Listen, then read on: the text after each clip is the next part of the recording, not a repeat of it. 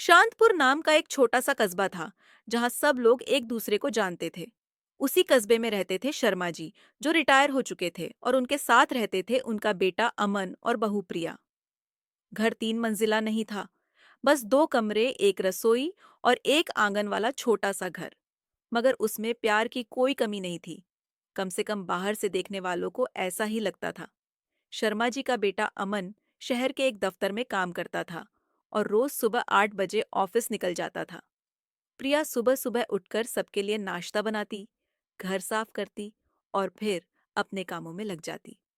सब कुछ बहुत सामान्य था, लेकिन धीरे धीरे इस घर में एक ऐसी हवा फैलने लगी जिसे कोई देख नहीं सकता था, मगर महसूस हर कोई करने लगा था।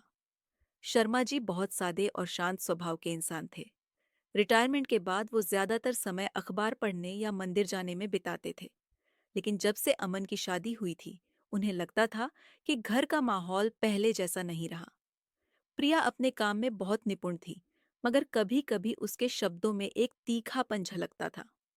शुरुआत में शर्मा जी ने सोचा कि शायद नई जिंदगी में एडजस्ट होने की बात है, मगर वक्त के साथ वो तीखापन बढ़ने लगा। एक दिन की बात है, अमन जल्दी ऑफिस चला गया था। घर में बस शर्मा जी और प्रिया थे। सुबह के 10 बजे होंगे। शर्मा जी ने अखबार उठाया, पर न जाने क्यों आज मन पढ़ने में नहीं लग रहा था। तभी प्रिया आई और बोली, बाबूजी, ये सब्जी तो कल की बची हुई है, मैं नई बना दूं? शर्मा जी ने मुस्कुराकर कहा, कोई बात नहीं बेटा, कल वाली ही गर्म कर लो, फालतू खर्चे की जरूरत नहीं। प्रिया का चेहरा उतर गया। उसने धीमे से कहा, आपको तो हर चीज में बचत दिखती है। पता नहीं आपने बेटे को भी ऐसा ही सिखाया है या नहीं। शर्मा जी थोड़ा चौंके, मगर कुछ बोले नहीं। उन्होंने सिर्फ कहा, बेटा, जब घर चलाना पड़ता है तो छोटी चीजों का ध्यान रखना पड़ता है। प्रिया ने आंखें तरेर कर कहा, हाँ, और जब सारा बोझ बहू पर हो तो उसे भी कोई समझे। इतना कहकर वो अंदर चली गई। शर्मा जी चुपचाप बैठे रहे।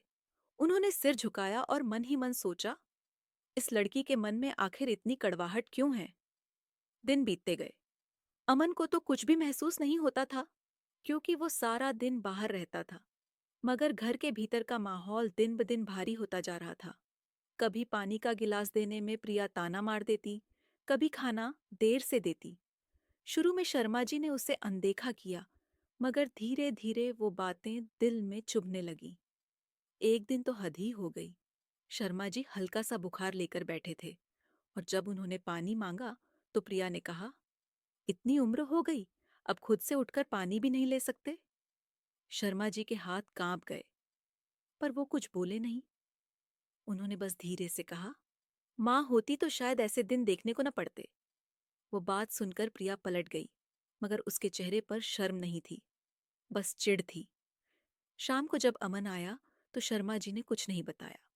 वो हमेशा यही सोचते थे कि बेटे का घर है, और अगर वो कुछ बोले तो शायद बेटे की जिंदगी में दरार पड़ जाएगी।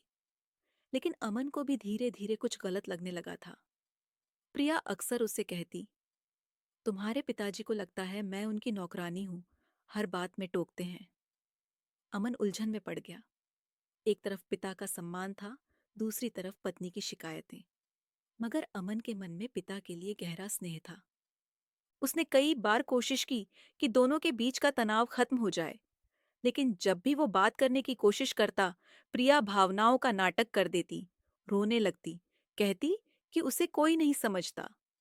एक दिन रात के समय अमन देर से घर आया। शर्मा जी अपने कमरे में सो चुके थे।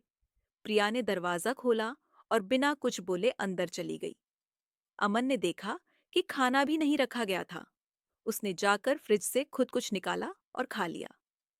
तभी उसके मन में आया कि वो पिता के कमरे में जाकर एक बार हालचाल ले ले। उसने धीरे से दरवाजा खोला। देखा कि शर्मा जी बुखार में तप रहे थे। अमन के दिल में झटका लगा। उसने तुरंत पानी रखा, दवा दी और पूछा, पापा, आपने बताया क्यों नहीं? शर्मा जी ने बस इतना कहा, बेटा, तुम काम से थके होते हो, मैं क्यों परेशान करता। अमन ने सोचा कि प्रिया को तो इसका पता होगा, मगर उसने कुछ कहा नहीं। सुबह जब उसने प्रिया से पूछा तो उसने सीधे कहा, मुझे कैसे पता चलता, वो तो अपने कमरे में बंद रहते हैं। वो बात सुनकर अमन का दिल टूट गया, मगर उसने झगड़ा नहीं किया। वो जानता था कि अगर उसने कुछ कहा तो मामला बढ़ जाएगा। अब घर में एक अजीब सी खामोशी छा गई थी। शर्मा जी कम बोलने लगे थे। प्रिया अब और खुलकर बर्ताव करने लगी थी। उसे लगता था कि बूढ़े ससुर उसके जीवन में बोझ हैं। मगर ये बात सिर्फ उसके चेहरे पर नहीं, उसके हर व्यवहार में झलकती थी। एक दिन वो घर के बाहर खड़ी पड़ोसन से बात कर रही थी और उसने ऊंची आवाज में कहा, आजकल ससुर जी ऐसे बर्ताव करते हैं जैसे हम उनके नौकर हैं। दिन भर बैठे रहते हैं, जरा सा काम बोल दो तो मुंह बनाते हैं। ये बातें शर्मा जी ने सुन ली। उस दिन उन्होंने पहली बार महसूस किया कि शायद अब उन्हें इस घर में रहना नहीं चाहिए।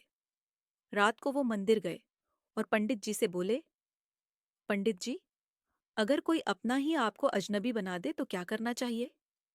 पंडित जी ने कहा, अगर दिल में सच्चाई है तो एक दिन सच्चाई जरूर सामने आएगी। शर्मा जी मुस्कुरा दिए, मगर आंखों में नमी थी। उसी रात उन्होंने तय किया कि अब वो चुप नहीं रहेंगे। अगले दिन की सुबह बिल्कुल आम थी, मगर शर्मा जी के मन में कुछ बदल चुका था। उन्होंने तय कर लिया था कि अब वो हर अपमान चुपचाप नहीं सहेंगे। मगर उन्होंने ये भी सोचा कि अगर वो सीधे बोले तो बात उलझ जाएगी। इसलिए उन्होंने एक रास्ता अपनाया, चुप रहकर सच्चाई को सामने लाने का। उस दिन अमन ऑफिस चला गया और घर में वही सुबह की खामोशी थी। प्रिया अपने कमरे में फोन पर किसी से बात कर रही थी। शर्मा जी रसोई में गए और चाय चढ़ा दी। कुछ देर बाद उन्होंने देखा कि प्रिया जोर से हंस रही है, जैसे किसी दोस्त से मजाक कर रही हो। तभी उसने कहा, अरे छोड़ो ना, वो तो अब बस दिखावे के लिए हैं। ससुर जी बूढ़े हैं, बोल नहीं सकते, वरना मैं बता दूं कि घर किसकी बदौलत चलता है। शर्मा जी वहीं रुक गए। उनके हाथ में रखी ट्रे कांप गई, मगर उन्होंने खुद को संभाला। उन्होंने बिना कुछ बोले वापस अपने कमरे में जाकर नोटबुक खोली और लिखने लगे, जिस घर के लिए जिंदगी दी, अब वही घर पराया लग रहा है। मगर मैं हार नहीं मानूंगा। शाम को अमन लौटा तो देखा कि घर साफ सुथरा था, मगर माहौल फिर भी अजीब था। प्रिया ने मुस्कुराकर उसका स्वागत किया, लेकिन उसके चेहरे पर बनावटीपन था। रात को जब अमन खाना खा रहा था तो शर्मा जी बोले, बेटा, कल मैं अपने पुराने दोस्त वर्मा जी के घर जाना चाहता हूँ। 2-3 दिन रह लूंगा। अमन ने कहा, ठीक है पापा, बदलते माहौल से थोड़ा आराम मिल जाएगा। प्रिया ने बीच में कहा, हाँ हाँ, जरा घूम आइए, घर में तो वैसे भी जगह कम है। उसकी यह बात तीर की तरह लगी, मगर शर्मा जी मुस्कुरा दिए और कहा, ठीक कहा बेटा, थोड़ी हवा बदलना जरूरी है। अगले दिन वो निकल गए। 2 दिन बीते, मगर तीसरे दिन वो अचानक लौट आए। घर में प्रिया अकेली थी। उसने दरवाजा खोला तो शर्मा जी को देखकर चौंक गई। बोली, अरे आपने तो कहा था 3 दिन बाद आएंगे। शर्मा जी ने शांति से कहा, हाँ, मगर मन नहीं लगा। वो अंदर आ गए और बोले, मैं थोड़ा आराम कर लूंगा। वो अपने कमरे में गए और कुछ देर बाद बाहर आए। उनके हाथ में एक पुरानी डायरी थी।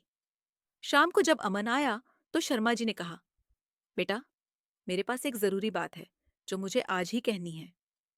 प्रिया ने घबराकर कहा, क्या हुआ बाबूजी? शर्मा जी बोले, बस सुन लो, फिर जो चाहे कहना। उन्होंने अपनी डायरी खोली और जोर से पढ़ने लगे। आज सुबह फिर वही हुआ। बहू ने कहा कि मैं बोझ हूं, कि मैं सिर्फ खाना खाता हूं और कुछ काम नहीं करता। मैंने सोचा, क्या वाकई बूढ़े लोग बोझ बन जाते हैं?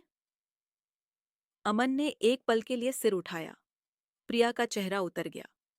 शर्मा जी आगे बोले, ये सब मैंने इसलिए लिखा ताकि मुझे खुद से झूठ न बोलना पड़े। मैं जानता हूं बेटा, इस घर में मेरी जरूरत नहीं रही, लेकिन मैं चाहता हूं तुम सच्चाई जानो।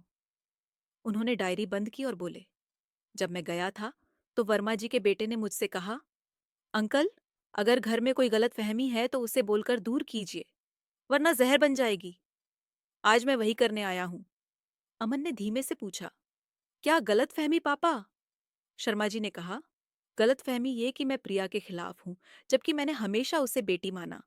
मगर उसने मेरे मन में नफरत भरने की कोशिश की ताकि तुम मुझसे दूर हो जाओ। अमन ने कहा, पापा, आप क्या कह रहे हैं? तभी शर्मा जी ने वो रिकॉर्डिंग चलाई जो उन्होंने अपने मोबाइल में की थी, जिसमें प्रिया अपने दोस्त से बात कर रही थी और कह रही थी कि ससुर जी अगर घर छोड़ दें तो सारा घर मेरा हो जाएगा। आवाज साफ थी। अमन का चेहरा पीला पड़ गया।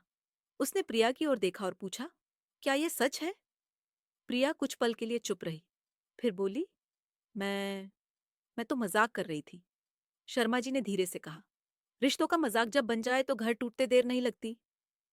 अमन चुपचाप उठा, कमरे में गया और कुछ देर बाद लौटकर बोला, पापा, अब आप कहीं नहीं जाएंगे। अगर कोई जाएगा तो वो झूठ जाएगा।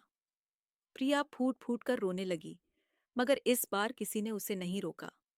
अगले दिन सुबह शर्मा जी मंदिर गए और वहां बैठे बैठे सोचने लगे कि उन्होंने शायद गलती की कि इतना देर तक सहते रहे। मगर फिर उन्होंने खुद को सांत्वना दी, कभी कभी सच्चाई का उजाला धीरे धीरे फैलता है। शाम को अमन आया और बोला, पापा, मैंने सब कुछ सोच लिया है। अब ये घर पहले जैसा नहीं रहेगा। मैं चाहता हूँ कि हम एक नया शुरुआत करें, जहाँ इज्जत सबसे पहले हो। शर्मा जी ने सिर पर हाथ रखा और बोले, बस बेटा, यही तो सच्चा घर होता है। कुछ दिनों बाद प्रिया अपने मायके चली गई। उसने माफी भी मांगी, मगर शर्मा जी ने कहा, बेटा, भूल तो हर किसी से होती है। बस ये समझना जरूरी है कि दिल में जहर मत पालो। धीरे धीरे घर का माहौल फिर बदल गया। शर्मा जी अब फिर सुबह अखबार पढ़ते, मंदिर जाते और अमन के साथ चाय पीते। एक दिन जब सूरज की किरणें आंगन में पड़ी, तो शर्मा जी ने मन ही मन कहा, जिस घर में सच्चाई बस जाए वहां सुकून लौट ही आता है। और सचमुच अब उस घर में शांति लौट आई थी।